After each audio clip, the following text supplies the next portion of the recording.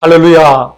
주일 예배 오신 여러분들을 주님 이름으로 환영하며 축복합니다. 다 함께 일어나셔서 하나님을 찬양하며 나아가겠습니다.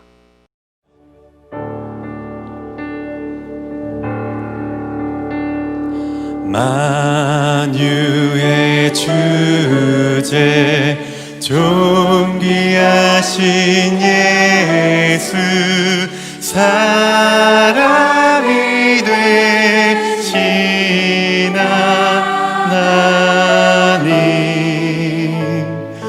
나 사모하여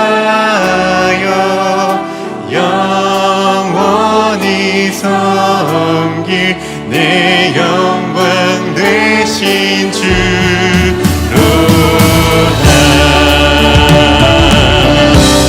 이 예배에 주인되신 하나님을 경배합니다.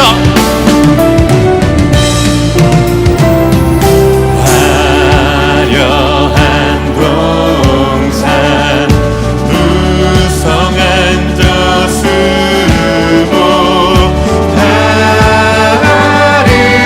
아름답고 묘한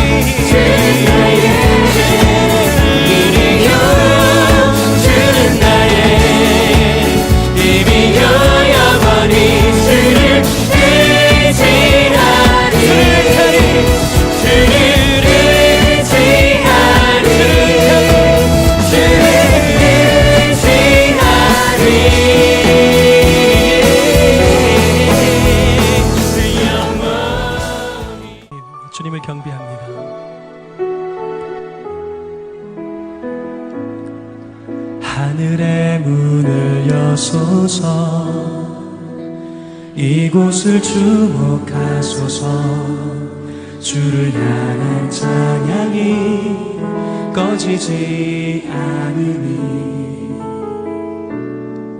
하늘을 열고 보소서 이곳에 임재하소서 주님을 기다립니다 기도의 향기가 하늘에 닿으니 주여 임재하여 주소서 이곳에 오셔서 이곳에 앉으소서 이곳에서 드리는 예배를 받으소서 주님의 이름만이 오직 주의 이름만 이곳에 있습니다.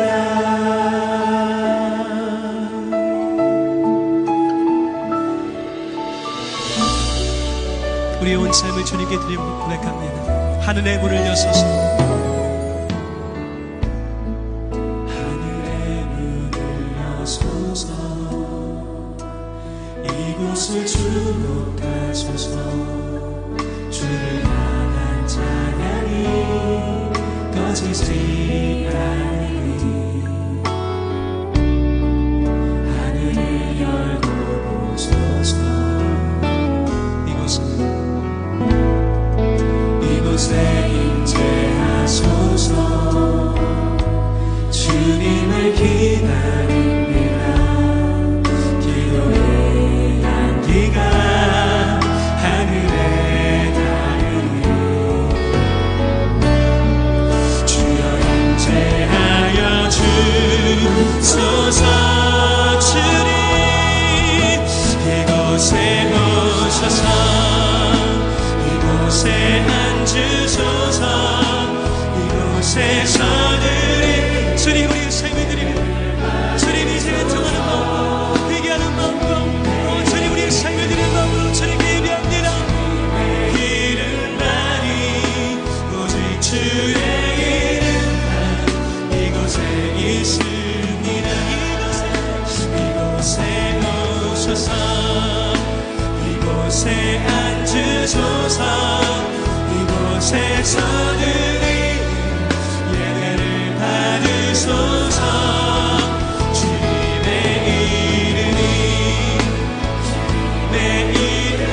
이름만 높이 받으소서 내 이름만 높임을 받으소서 이곳에 오셔서 이곳에 앉으소서 이곳에서 주님 얼굴 구합니다 주님의 이름만이 오직 주의 이름만 높임을 받으소서 이곳에 오셔서 이곳에 앉으소서 이곳에서 드리는 예배를 받으소서 주님의 이름만이 오직 주의 이름만 높임을 받으소서 이곳에 오셔서 이곳에 앉으소서 이곳에서 주님 우리의 삶을 드리며 주님을 예배합니다 주님의 이름이 주님의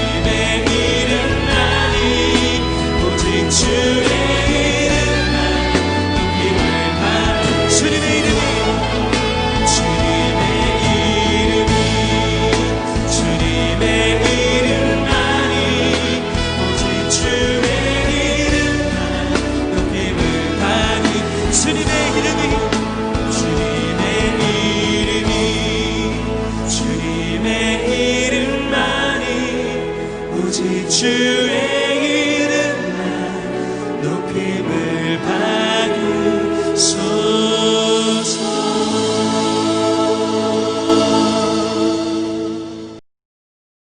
자리에 앉으셔서 사도신경으로 우리의 신앙을 고백드리겠습니다. 나는 전능하신 아버지 하나님 천지의 창조주를 믿습니다. 나는 그의 유일하신 아들 우리 주 예수 그리스도를 믿습니다. 그는 성령으로 잉태되어 동정녀 마리아에게서 나시고 본디오 빌라도에게 고난을 받아 십자가에 못 박혀 죽으시고 장사된 지 사흘 만에 죽은 자 가운데서 다시 살아나시어 하늘에 오르시어 전능하신 아버지 하나님 우편에 앉아 계시다가 거기로부터 살아있는 자와 죽은 자를 심판하러 오십니다. 나는 성령을 믿으며 거룩한 공교회와 성도의 교제와 죄를 용서받는 것과 몸의 부활과 영생을 믿습니다. 아멘. 이 시간 예배를 위하여 몇 가지 기도 제목과 함께 기도 드리도록 하겠습니다. 첫째, 예수 그리스도의 보혈의 공로를 의지하여 지난 한 주간의 삶을 돌아보며 참회의 기도를 드립니다. 둘째, 해외 선교사님들이 복음의 감격으로 소명을 감당하도록 기도드립니다. 셋째, 교회의 머리가 되시고 만물의 으뜸이 되시는 그리스도를 간절히 붙들게 하도록 기도드리도록 하겠습니다. 넷째, 캘리포니아 지역의 산불로 인한 피해자들과 또 소방관원들에게 하나님의 긍휼과 자비를 베풀어 주시기를 위해서 기도드립니다. 다섯째, 설교자에게 성령의 지혜와 권능으로 함께하여 주시기를 위하여 기도드립니다. 다 함께 합심하여 기도드리겠습니다. 살아계신 하나님, 지금 한쪽에서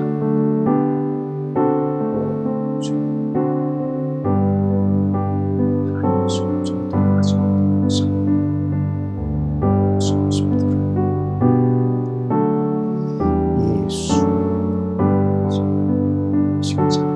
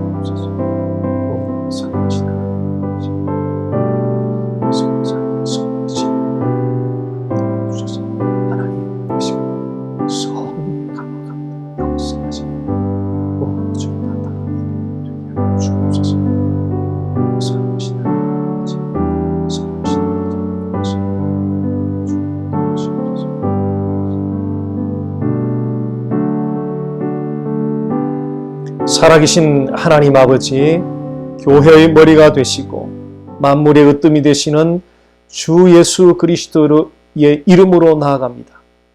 모든 영광과 존귀를 홀로 받으시옵소서. 예수님 이름으로 기도드립니다.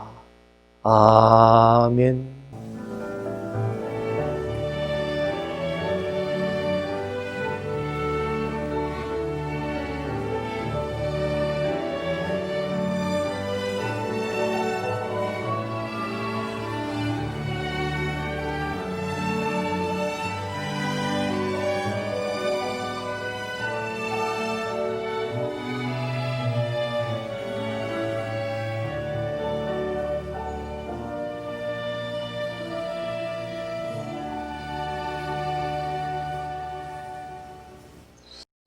교회 소식 시간입니다. 화면을 참조해 주시기 바랍니다.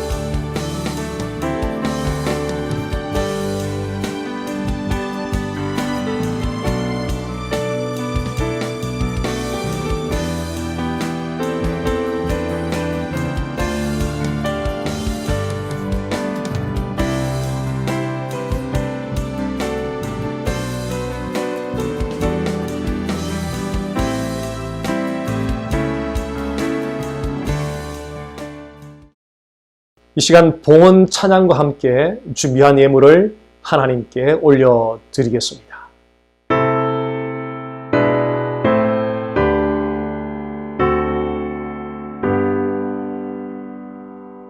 모든 것이 주께로부터 왔으니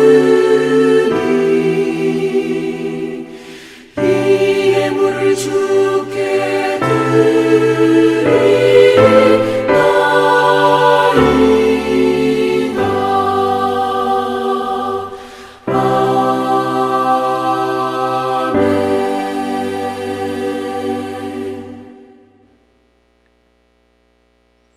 하나님, 지난 한 주간 살아온 순간순간이 전적인 하나님의 은혜임을 고백하며 감사함으로 이 물질을 올려드립니다.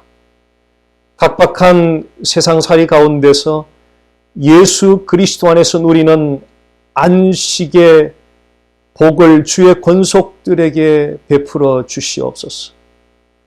몸의 질병과 경제적 어려움으로 고통 가운데 있는 성도들에게 여호와 하나님의 긍휼과 자비의 손길로 함께하여 주시옵소서. 예수님 이름으로 기도드립니다. 아멘. 오늘 주시는 하나님 말씀은 마태복음 11장 28절 말씀입니다. 제가 봉독해 드리겠습니다. 수고하고 무거운 짐진 자들아 다 내게로 오라. 내가 너희를 쉬게 하리라. 아멘. 마태복음 11장 28절은 많은 사람들에게 널리 사랑받는 말씀입니다. 그래서 우리에게도 매우 익숙하고 친근한 말씀이기도 합니다. 예수님께서는 내게로 나오라고 초청의 말씀을 하셨습니다. 그런데 사람들이 이 예수님의 초청의 말씀을 감성적으로 혹은 피상적으로 이해를 하면서 예수님의 의도를 놓치는 분들이 꽤 많은 것 같습니다.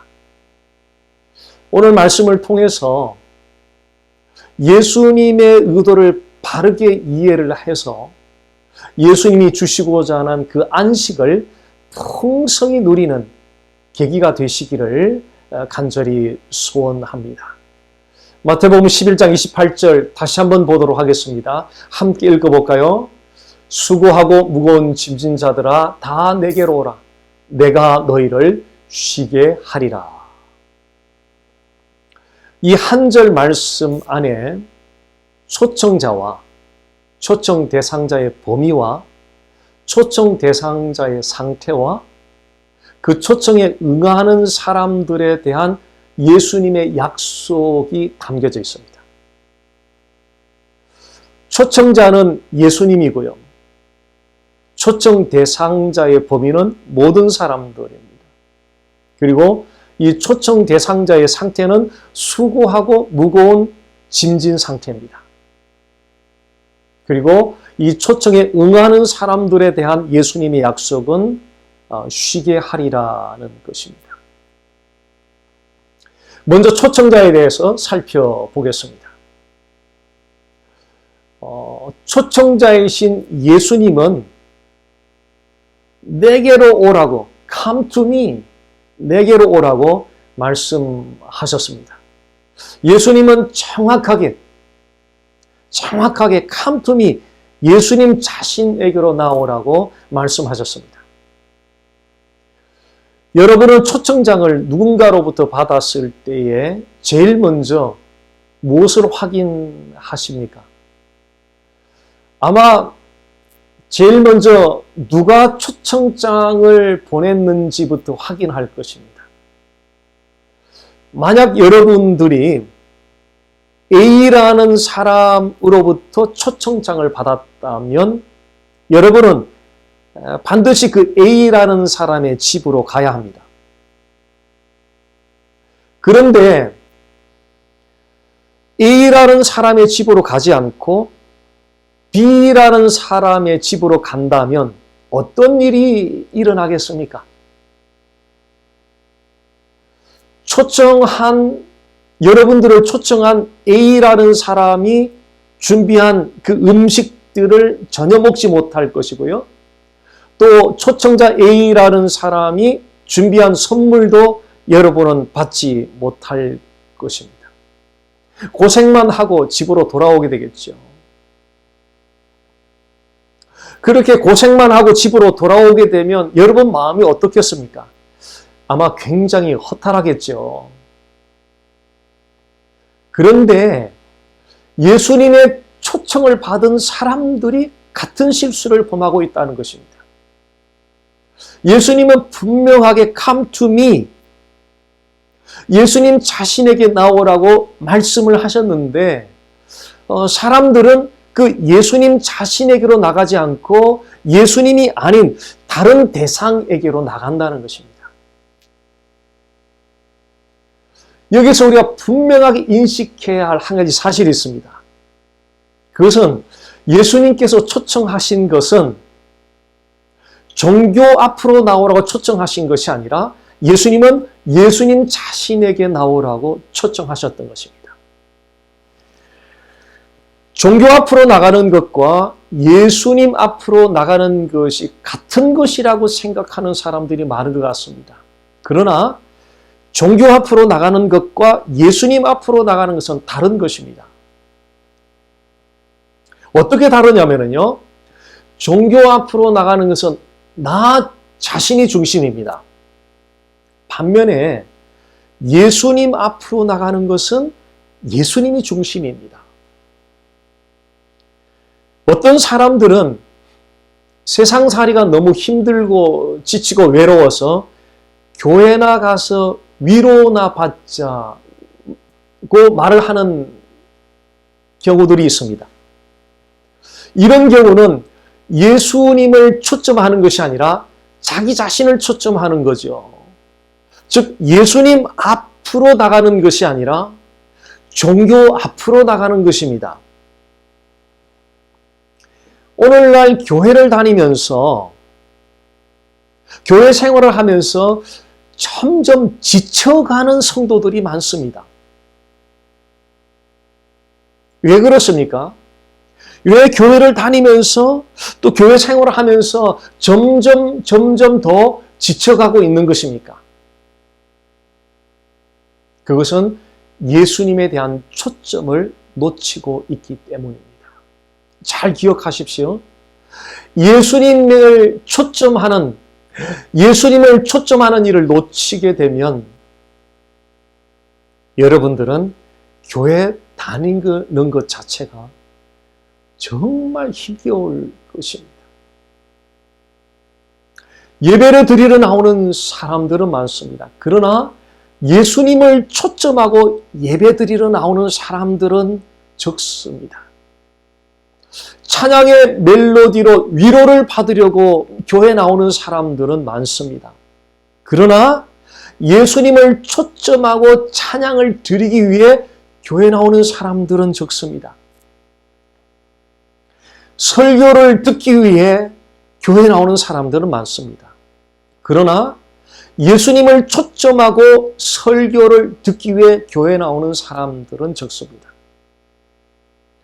기도하러 교회 나오는 사람들은 많습니다.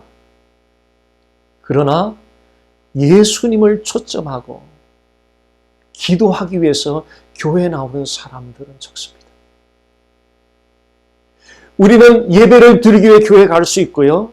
찬양을 드리기 위해 교회 갈 수 있고요. 설교를 듣기 위해 교회 갈 수 있고요. 기도를 하기 위해 교회 갈 수 있습니다. 그러나 그렇게 교회를 나가면서도 예수님 앞으로는 나가지 않을 수 있습니다. 어려서부터 교회를 다니던 40대 초반의 자매님이 위암 말기 판정을 받고 병원에 입원을 해 있었습니다.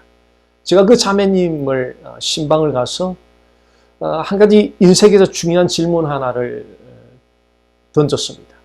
자매님, 만약 자매님이 오늘 밤 죽는다면 천국에 들어갈 확신이 있습니까? 제 질문을 받은 이 자매님이 아주 나지막한 목소리로 목사님, 정말 천국이 있어요. 목사님, 정말 천국이 있어요. 어려서부터 40 초반에 이르기까지 수십 년을 교회를 다녔는데 어떻게 천국이 있느냐는 이런 질문을 할 수 있습니까? 수십 년 동안 교회를 다녔으면 당연히 천국이 실제한다는 사실은 확신을 가져야 되는 것 아닙니까? 수십 년 동안 교회를 다녔는데도 천국의 실제에 대한 확신이 없다면 우리는 이것을 어떻게 이해를 해야 됩니까?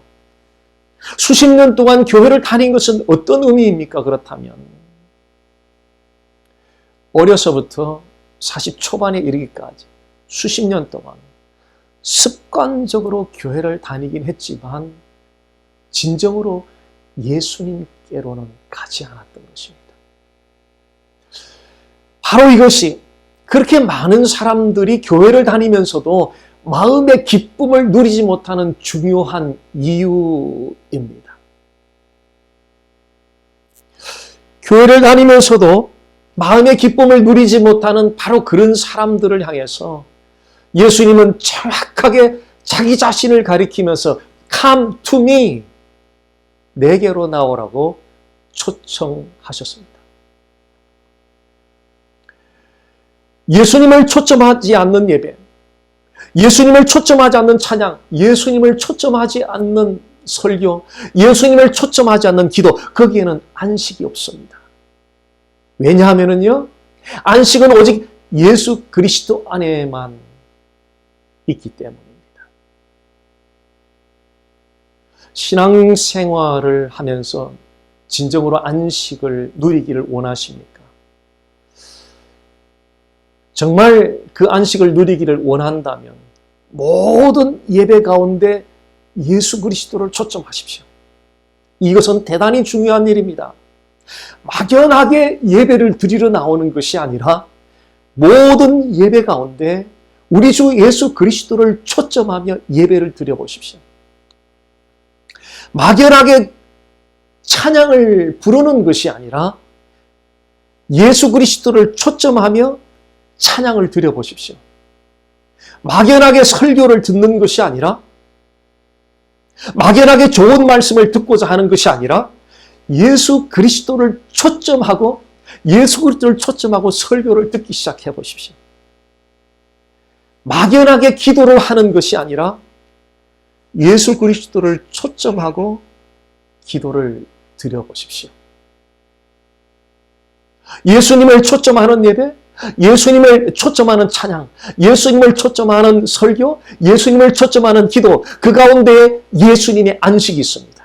그 안식을 누리게 되기를 주님 이름으로 간절히 소원합니다. 다음으로 초청 대상자의 범위에 대해서 살펴보겠습니다. 마태복음 11장 28절 말씀 다시 봅니다. 수고하고 무거운 짐진 자들아 다 내게로 오라. 다 내게로 오라. 예수님이 초청하신 대상자의 범위는 다 모든 사람들, 모든 연령, 모든 신분, 모든 인종을 초월한 모든 사람들입니다. 예수님은 어린이도 초청하시고요. 젊은이도 초청하고요. 늙은이도 초청하고 모든 사람을 초청합니다. 예수님은 높은 신분의 사람도 초청하고요. 천한 신분의 사람도 초청하고요. 예수님은 백인도 초청하고 흑인도 초청하고 동양인도 초청합니다. 예수님은 부자도 초청하고 가난한 사람도 초청합니다. 예수님은 건강한 사람도 초청하고 병든 사람도 초청합니다. 예수님은 성공한 사람도 초청하고 실패한 사람도 초청합니다. 예수님은 많이 배운 사람도 초청하고 적게 배운 사람도 초청합니다. 그래서 교회는 가진 자도 올 수 있고 덜 가진 자도 올 수 있고요. 교회는 많이 배운 사람도 올 수 있고 적게 배운 사람도 올 수 있고요. 교회는 성공한 사람도 올 수 있고요. 실패한 사람도 올 수 있고요. 교회는 백인도 올 수 있고 흑인도 올 수 있고 동양인도 올 수 있고요. 교회는 높은 신분의 사람도 올 수 있고 천한 신분의 사람도 올 수 있는 누구나 모든 사람이 다 올 수 있는 곳이 교회입니다. 그런데 예수님은 어느 누구에게도 자격을 갖추고 자격을 만들어서 예수님께로 나오라고 말씀하지 않으셨습니다. 예수님은 어느 누구에게도 충분히 선을 행한 후에, 인정받을 만한 선을 행한 후에 예수님께 나오라고도 말씀하지 않으셨습니다. 예수님은 모든 사람들에게 지금 현재 그 모습 그대로 감투미 예수님께 나오라고 초청의 말씀을 하셨습니다. 예수님이 그렇게 초청하시는 의미는 예수님께 나아가는 사람들은 자기 자신을 깊이 생각하기보다 예수 그리스도 그분을 깊이 생각하며 나오라는 것입니다. 예수 그리스도를 깊이 생각할 때 자격 없는 죄인들을 위해서 행하신 예수 그리스도의 십자가의 은혜를 발견하게 될 것입니다.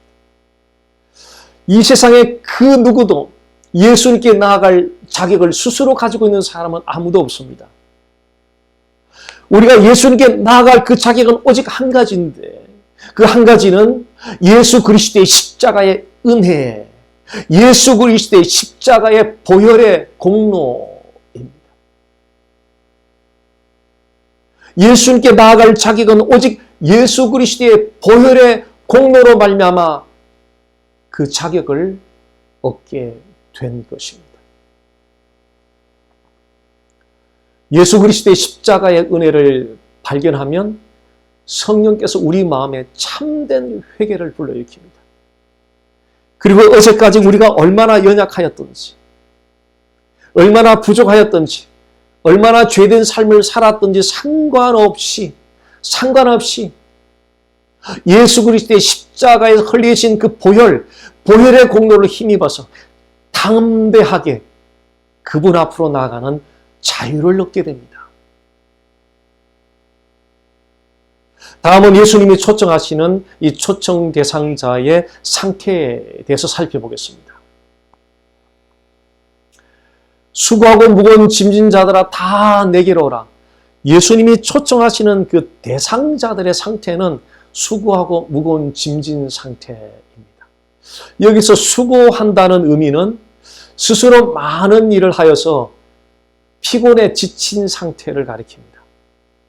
무거운 짐진 자라는 의미는 율법을 철저히 지켜야 구원을 얻는다는 유대주의 가르침에 따라서 철저하게 율법을 지키고자 하는 그 의무감에 눌린 마음의 무거움을 의미합니다.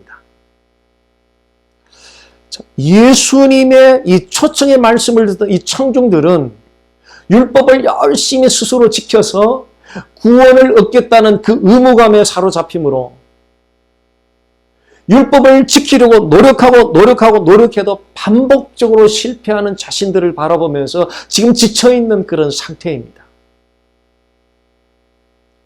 그런 지쳐있는 사람들에게 예수님은 Come to me, 내게로 오라고 초청의 말씀을 하셨습니다.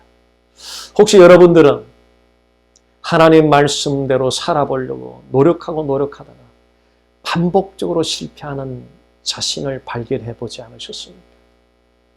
많이 힘들죠. 지치죠. 새로운 하루가 다가오면 오늘만큼은 하나님 말씀대로 살아보아야겠다고 다짐하는데 저녁 때 하루의 삶을 돌아보면 반복적으로 실패한 우리 자신을 발견하게 됩니다. 그래서 지칩니다.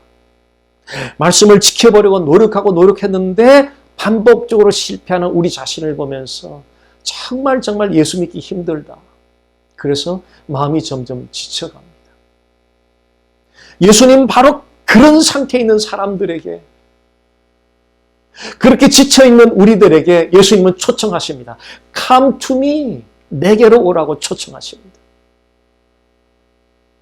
오늘 바로 그 예수님께 나아갈 수 있기를 간절히 소원합니다. 자, 예수님이 이렇게 초청하시는 이유가 있습니다. 그것은 죄인들이 구원 얻는 데 필요한 모든 것들을 예수님은 다 이루셨습니다. 한번 살펴보겠습니다. 구유에 누웠던 아기 예수님을 생각해 보십시오. 그 아기 예수님은 원래 하나님이셨습니다. 원래 하나님이셨는데 죄인들을 구원하기 위하여 사람의 형상을 입고 이 땅에 오셨습니다. 예수님은 죄인들을 구원하기 위하여 십자가에 못 박혀 피 흘려 죽으셨습니다. 십자가에서 흘리신 그 피로 우리의 죄값을 담당하셨습니다. 예수님의 피값으로 말미암아 우리가 죄사함 받는 길이 열렸습니다. 예수님의 피값으로 말미암아 우리가 하나님 나라에 들어갈 문이 열렸습니다. 예수님의 피값으로 말미암아 죄인들이 의인이 되는 길이 열렸습니다. 이렇게 죄인들의 구원을 위하여 필요한 모든 것을 예수님께서 다 이루셨습니다. 그리고 예수님은 우리에게 내게로 오라고 초청을 하신 것입니다. 혹시 예수님 앞으로 나가기에는 자신이 자격이 없다고 생각하고 있지는 않습니까? 기억하십시오. 자격을 갖추는 것은 우리의 자업이 아닙니다. 우리가 노력해서 자격을 갖추어서 예수님 앞으로 나가는 것이 아닙니다. 그것은 종교입니다. 기독교는 종교가 아닙니다. 그것은 복음의 이야기가 아닙니다. 자격을 갖추어서 그럴 만한 모습을 갖추고 나서 예수님께로 나가는 것이 결코 아닙니다. 그것은 우리의 자비 아닙니다. 우리가 예수님께 나아가는 데 필요한 자격은 예수님이 이미 다 이루어 놓으셨습니다. 어떻게 이루어 놓으셨습니까? 십자가에서 흘리신 그 피로 말미암아 우리가 죄 사함을 얻어서 예수님께 나아갈 자격을 얻게 된 것입니다. 우리가 예수님께 나아갈 자격은 우리가 노력해서 이루어내는 것이 아니라 예수 그리스도께서 십자가에서 행하신 그 일, 예수 그리스도께서 십자가에서 흘리신 그 보혈의 피의 공로로 말미암아 나 같은 죄인들이 예수님께 나아갈 그 자격을 부여해 주신 것입니다. 그래서 우리가 날마다 하나님 앞에 드릴 최고의 헌신이 한 가지가 있습니다. 그것은 예수 그리스도의 보혈의 공로 앞에 매일매일 서는 것입니다. 순간순간 서는 것입니다. 예수님의 보혈의 공로. 우리가 어제까지 어떤 삶을 살았든지, 어제까지 우리가 얼마나 하나님이 기뻐하지 않는 삶을 살았든지, 우리가 어제까지 어떤 사람이었든지, 어떤 삶을 살았든지 상관없이 오늘 이 시간 진정으로 예수 그리스도의 보혈의 공로를 의지하고 나가면 하나님은 우리를 기쁘시게 받아주실 것입니다. 그 예수 그리스도의 보혈의 공로 앞으로 날마다 믿음으로 나아가시기를 주님의 이름으로 간절히 소원합니다. 자, 예수님의 이 초청을 받아들이면 예수님은 어떤 약속을 주시고 계십니까? 마태복음 28절 마지막 부분 말씀을 보겠습니다. 내가 너희를 쉬게 하리라. 예수님의 약속은 쉼을 주시겠다는 것입니다.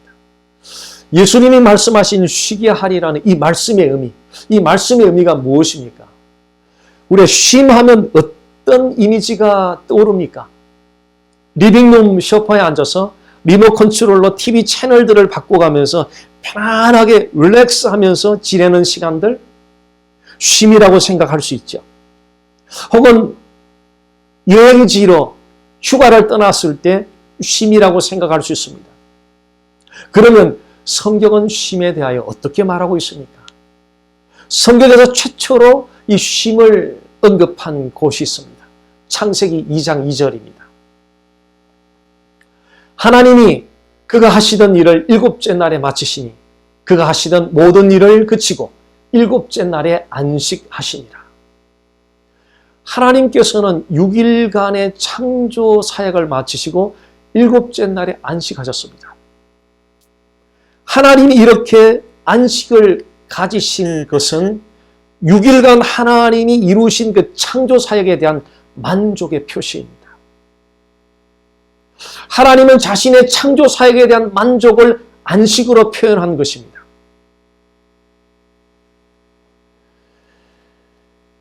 하나님이 행하신 일에 대한 만족, 그 만족을 누리는 것, 이것이 안식입니다. 안식. 우리가 휴가지에 가서 휴가를 보내므로 우리가 안식을 누리는 것이 아니라 어떤 여가의 시간을 활용해서 쉼을 누리는 그런 안식이 아니라 하나님이 행하신 사역을 만족하며 기뻐하는 것, 그것이 안식입니다.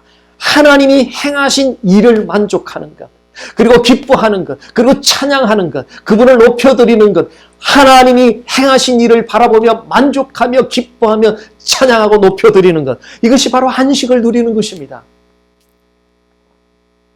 다윗 왕이 이 안식이 무엇인지를 알았습니다. 시편 23편 1절 말씀 보겠습니다. 여호와는 나의 목자시니 내게 부족함이 없으리로다.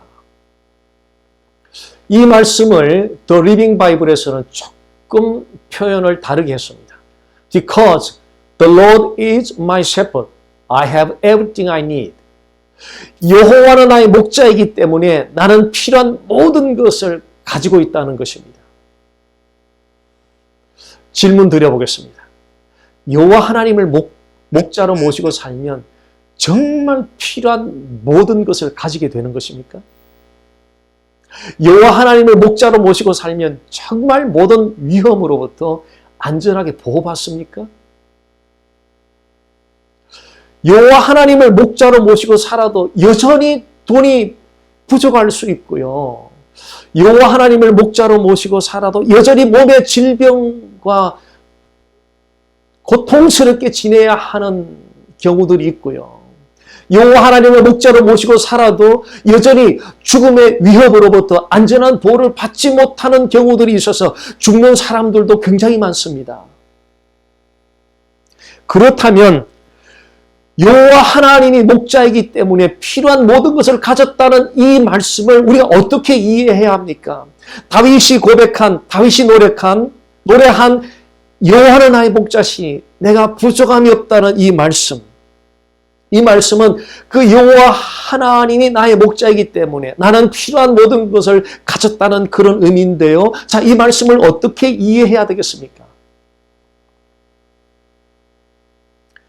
여호와 하나님 나의 목자이기 때문에 필요한 모든 것을 가졌다는 의미는 이런 것입니다. 여호와 하나님 자체가 나의 삶의 모든 것이 된다는 뜻입니다. 즉 여호와 하나님이 나의 삶의 100%라는 거죠. 70%, 80%, 90%가 아니라 그 여호와 하나님이 나의 삶의 전부 100%라는 뜻입니다. 그분이 여호와 하나님이 나의 삶의 100% 전부가 되면 잃어버리는 것도 없고 손해보는 것도 없죠. 부족한 것도 없죠. 왜냐하면 여호와 하나님이 나의 삶의 100% 전부가 되시기 때문에 그렇죠. 필요한 것을 충분히 공급받지 못하고 위험한 상황에서 안전하게 보호받지 못한다 하더라도 이 한 가지 사실, 여호와 하나님이 나의 삶의 전부가 되시는 목자라는 그 한 가지 사실 때문에 우리가 만족하게 된다는 것입니다. 지금 저는 정말 어려운 이야기를 여러분에게 말씀드리고 있습니다. 정말 어려운 이야기를 말씀드리고 있습니다. 필요한 것을 충분히 공급받지 못하는데 우리가 어떻게 만족할 수 있습니까? 위험한 상황으로부터 안전한 보호를 받지 못하는데 어떻게 만족할 수 있다는 말입니까? 몸의 질병이 1년, 2년, 3년, 10년, 20년이 지나도 낫지 않는데 이렇게 고통스럽게 지내고 있는데 어떻게 만족할 수 있다는 말입니까? 사람의 상식으로는 도저히 불가능한 일입니다. 그런데 성경은 가능하다고 말합니다. 어떻게 가능합니까? 여호와 하나님이 나의 삶의 전부가 되시는 목자라는 바로 그 고백 때문입니다. 필요한 것을 충분히 공급받지 못한다 할지라도 여호와 하나님 나의 삶의 전부가 되시는 목자라고 고백할 때에 성령께서 여러분에게 만족의 은혜를 주십니다. 돈이 많아서 만족하는 게 아니잖아요. 몸이 건강해서 만족하는 게 아니잖아요. 환경이 좋아서 만족하는 게 아니잖아요. 모든 일이 형통해서 만족하는 게 아니잖아요. 우리가 노력해서, 우리가 성취해서 만족을 만드는 것이 아니잖아요. 만족은 그분께 속한 것이거든요. 그분이 우리에게 주시는 거예요. 성령 하나님이 우리에게 주시는 거예요. 그 채널은 여호와 하나님이 나의 삶의 전부가 되시는 목자라는 고백을 할 때 그분이 우리에게 주시는 선물이에요. 만족의 은혜를 주신단 말이죠. 위험한 상황으로부터 안전한 보호를 받지 못한다 할지라도 여호와 하나님이 나의 삶의 전부가 되시는 목자라고 고백할 때 신비스러운 만족의 은혜를 성령께서 주실 것입니다. 여호와 하나님이 나의 삶의 전부가 되시는 목자라고 고백할 때 성령이 우리에게 주시는 그 만족의 은혜, 그것이 바로 예수 그리스도 안에서 누리는 안식입니다. 안식을 진정으로 누리기 원하십니까? 만약 이 안식을 진정으로 누리기 원하신다면 반드시 한 가지를 해결해야 됩니다. 만약 이것을 해결하지 못하면 안식은 결코 누리지 못합니다. 그 한 가지는 여호와 하나님이 나의 삶의 전부가 되시는 목자라는 이 믿음의 고백을 하는 것입니다. 여러분, 이 믿음의 고백을 진정으로 드려보셨던 적이 있습니까? 여호와 하나님이 나의 삶의 전부가 되시는 나의 목자라고 진정으로 고백해 보신 적이 있습니까? 경제가 어려워지고 몸의 질병이 점점 더 고통스러워져 가고 하는 일이 막히고 하는 그런 상황 속에서 정말 여호와 하나님이 나의 삶의 100% 전부가 되시는 목자라고 고백해 보셨던 적이 있습니까? 그 믿음의 고백을 드려 보셨던 적이 있습니까?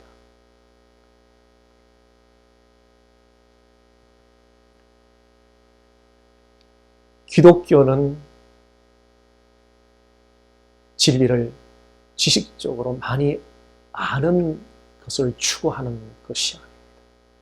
기독교는 진리를 성령을 통하여 믿음으로 받아들이고 고백하는 것을 추구합니다. 그것이 능력입니다. 진리가 머릿속에 있을 때는 파워가 나오지 않습니다. 그러나 그 진리가 성령을 통하여 가슴을 관통할 때 이건 신앙 고백이 되는 거죠. 그때 하나님의 능력이 수반되는 것입니다. 여호와 하나님은 우리를 지으신 분입니다. 여호와 하나님은 우리의 구원을 베풀어 주시는 분입니다.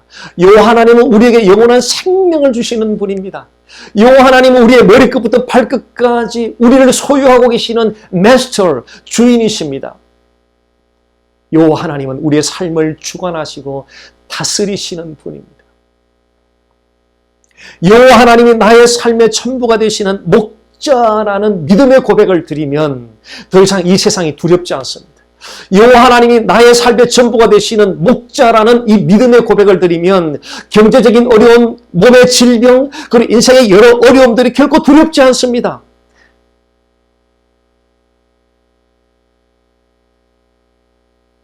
그래서 이 고백은 하나님의 능력입니다. 주님이 주시는 안식을 누리기 위해서 필요한 것은 주님이 주시는 이 안식을 누리기 위해서 필요한 것은 여호와 하나님이 나의 삶의 전부가 되시는 목자라고 하는 그 믿음의 고백입니다. 이 사실을 히브리서 기자가 리마인드 해주고 있습니다. 하나님은 이스라엘 백성들에게 가나안 땅에 들어가서 안식을 누릴 것을 약속하셨습니다. 그러나 대부분의 이스라엘 백성들은 가나안 땅에 들어가지도 못했고 하나님이 약속했던 그 안식을 누리지도 못하고 광야에서 죽고 말았습니다. 왜 그들이 하나님의 약속인 안식을 누리지 못하고 가나안 땅에 들어가지도 못하고 광야에서 죽고 말았던 것입니까? 왜 그렇습니까? 히브리서 3장 19절 말씀이 그 대답을 제시해 주고 있습니다. 그들이 믿지 아니함으로 능히 들어가지 못하였다고 말합니다. 믿지 아니함으로 대부분의 이스라엘 백성들은 하나님이 약속한 그 안식을 믿지 않았습니다. 그래서 가나안 땅에 들어가지 못했고, 그래서 하나님이 약속하셨던 안식을 누리지 못했습니다. 하나님의 약속을 믿음으로 받아들이지 않았던 것이, 믿음으로 받지 않았던 것입니다. 오늘날 우리도 예수님께 나아가면 안식을 주시겠다고 예수님께서 약속하셨습니다. 우리는 그 약속을 받았습니다. 그런데 예수님께 나아갈 때마다 우리 인생에 여러 가지 문제들이 끊임없이 찾아옵니다. 당황할 때가 있죠. 이럴 때 우리는 예수님께 항변합니다. 예수님께 나아가면 안식을 주신다고 했는데 하나님 이 문제들을 보십시오. 이 문제들로 인해서 힘들어하는 저를 한번 보십시오. 이게 무슨 안식입니까? 이런 항변들을 해보셨을 겁니다. 아니 지금도 이 항변을 하고 싶은 충동을 일으키는 분들이 지금 이 말씀을 듣는 분들 가운데도 있을 수 있습니다. 그런데 말입니다. 그 문제들 가운데 예수님이 주시는 안식이 있다는 사실을 아십니까? 우리는 그 문제들을 피하고 싶고 우리는 그 문제들을 빨리 벗어나고 싶은데 그 문제들 안에 예수님이 주시고자 하는 안식을 누릴 수 있는 길이 있다는 사실을 아십니까? 그 문제들을 예수님이 주관하고 계십니다. 예수님은 그 문제들을 우리가 이겨낼 수 있도록 도와주십니다. 예수님이 우리의 인생의 문제들을 주관하시고 도와주신다는 사실을 믿으면 우리는 그 인생의 문제들을 직면할 믿음이 생깁니다. 그리고 그 인생의 문제들을 이겨낼 믿음이 생깁니다. 그리고 그 믿음으로 말미암아 예수님 주시는 안식을 누리게 됩니다. 결국 우리가 안식을 누리는 것은 여호와 하나님이신 예수님께 대한 믿음에 달려 있습니다. 여호와 하나님이신 예수님께 대한 믿음으로 말미암아 우리가 안식을 누리게 되는 것입니다. 예수님께서 come to me, 내게로 오라고 초청하시는 것은 바로 예수님이 나의 삶의 전부가 되시는 목자라고 하는 그 믿음의 고백으로 나오라는 것입니다. 종이 한 장만 우리 앞을 가려도 우리는 앞을 볼 수가 없습니다. 마찬가지로 우리는 인생의 미래에 대하여 잘 알지 못합니다. 우리 인생이 어떻게 펼쳐질지, 우리 인생이 어떻게 진행될지 우리는 잘 알지 못합니다. 그러나 우리가 아는 것 한 가지, 분명하게 아는 것 한 가지가 있습니다. 코비드-19 이 사태가 올 연말에는 어떻게 될지, 또 내년에는 어떻게 될지 우리는 정확하게 아는 바가 없습니다. 그러나 올해 연말뿐 아니라 내년에도 그 다음의 세월 동안에도 분명하게 아는 것 한 가지가 있습니다. 예수님이 나의 삶의 전부가 되시는 목자라는 믿음의 고백으로 나아가면, 그 믿음의 고백으로 예수님께 나아가면 그 어떤 상황 가운데서도 우리는 안식을, 예수님이 주시는 안식을 누리게 된다는 것입니다. 그 안식, 모든 상황 가운데서도 넉넉하게 누리게 만드는 바로 그 예수님이 주시는 그 안식이 여러분 삶 가운데 충만히 임하여 주시기를 주님 이름으로 간절히 소원합니다.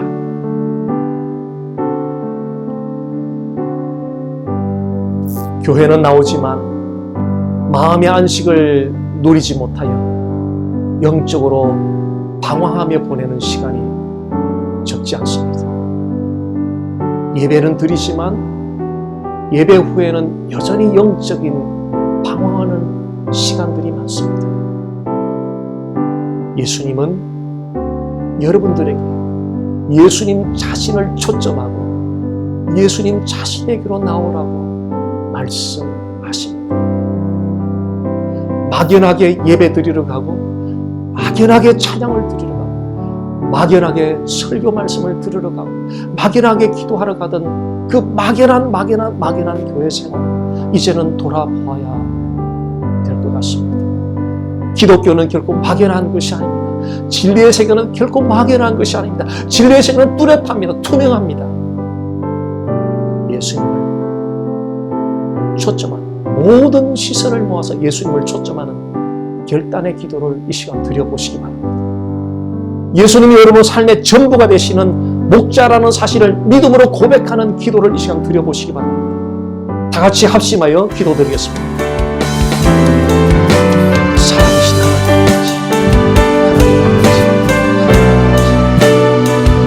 아버지, 막연한 예배, 우리 지난날에 대해서 막연하게 찬양을 지는 것이 아니죠. 막연하게 좋은 말씀을 듣기 원하는 우리의 신앙생활, 막연하게 부르짖고 기도하는 기도생활, 주여 이 시간 우리에게 막연한 교회생활, 막연한 신앙생활을 이제는 아버지 하나님 되어질 것입니다. 예수님을 분명히 초점하는 예배와 찬양과 말씀과 기도가 되시고, 주님 우리를 인도하여 주옵소서. 예수님을 분명히 초점함으로 예수님 주시는 그 안식을 풍성히 누리는 하나님의 사랑 부탁드리옵소서. 하나님 아버지, 예수 그리스도가 나의 삶의 전부가 되시는, 100%의 전부가 되시는 하나님 아버지, 나의 재산을 잃어버리는 직장을 잃어버리는 나의 비즈니스를 잃어버리는 거죠. 예수님 전부가 되신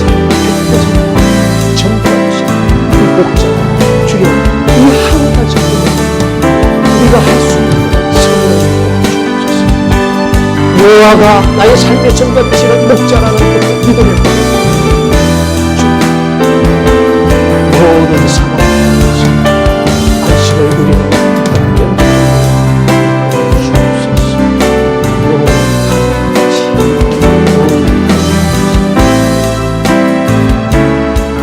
하나님, 우리의 방황하는 시선을 모두 모아서 예수님을 온전히 초점하게 하옵소서.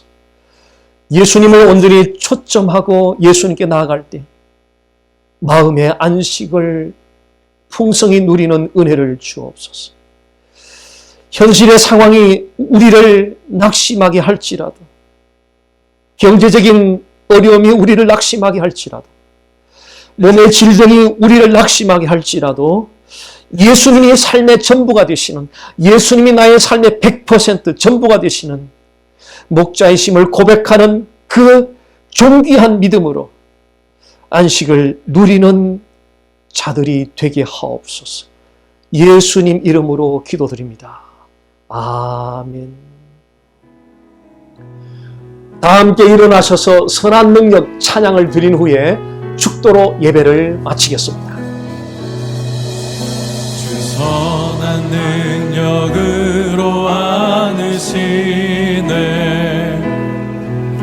그 크신 팔로 날 붙드시네.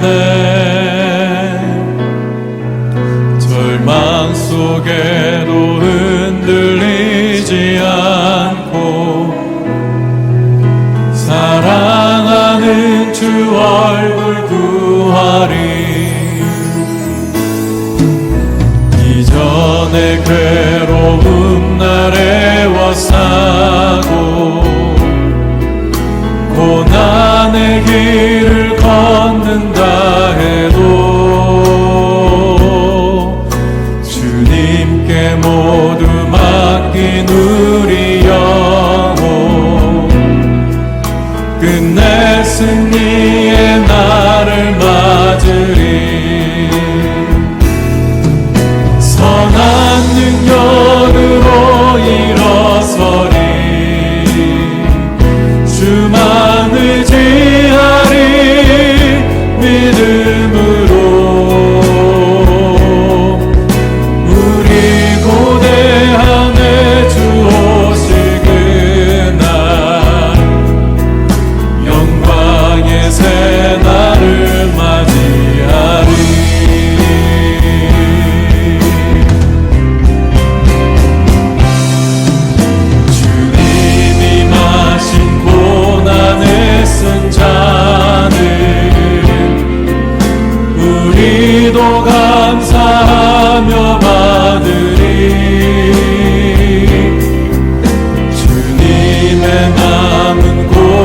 채워가며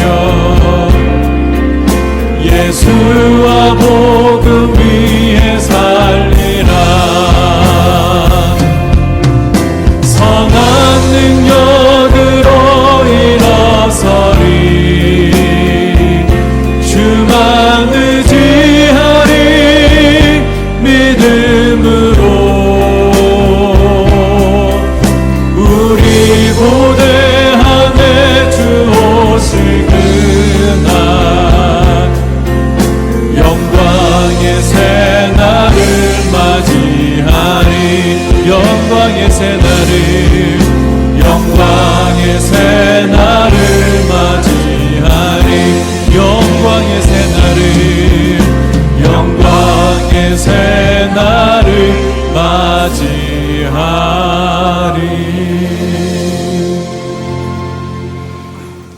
이제는 우리 주 예수 그리스도의 은혜와 하나님 아버지의 사랑과 성령의 교통하심이 귀한 예배로 하나님께 영광 돌린 모든 주의 권속들 머리 위에 이제로부터 영원토록 함께 하시기를 간절히 축원하옵나이다. 아멘.